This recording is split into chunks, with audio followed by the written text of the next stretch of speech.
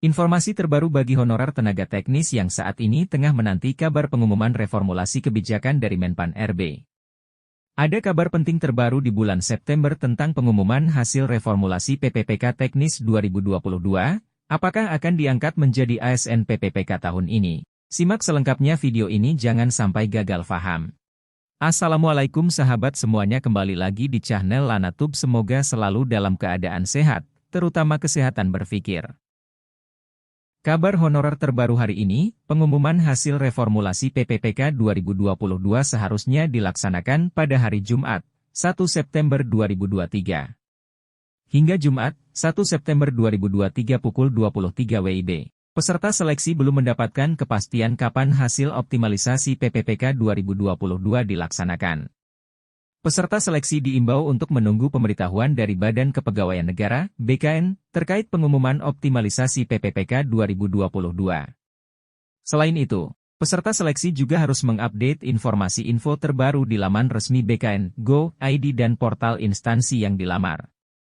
Informasi yang dihimpun oleh channel Lanatub ini, pengumuman hasil reformulasi PPPK 2022 ditunda karena beberapa instansi belum siap. Ribuan peserta seleksi kecewa dengan penundaan pengumuman hasil reformulasi PPPK 2022. Sebab, mereka telah menunggu pengumuman tersebut sejak pagi hingga malam. Reformulasi PPPK Teknis 2022 merupakan upaya pemerintah untuk mengoptimalkan pengisian formasi PPPK, P3K, tahun 2022. Sebab, banyak formasi yang masih kosong. Di Kementerian Agama misalnya, jumlah formasi PPPK 2022 sebanyak 49.549. Namun yang terisi hanya 29.069 formasi. Kementerian Pendayagunaan Aparatur Negara dan Reformasi Birokrasi, Kemenpan RB, kemudian melakukan reformulasi untuk mengoptimalkan pengisian formasi. Hasilnya sebanyak 9.218 peserta seleksi PPPK Kemenak 2022 yang sebelumnya tidak lulus seleksi, kini dinyatakan lulus dan akan mengisi formasi. Reformulasi P3K 2022 ini diatur dalam Keputusan Menpan RB Nomor 571 Tahun 2023 tentang optimalisasi pengisian kebutuhan jabatan fungsional teknis pada pengadaan PPPK tahun anggaran 2022.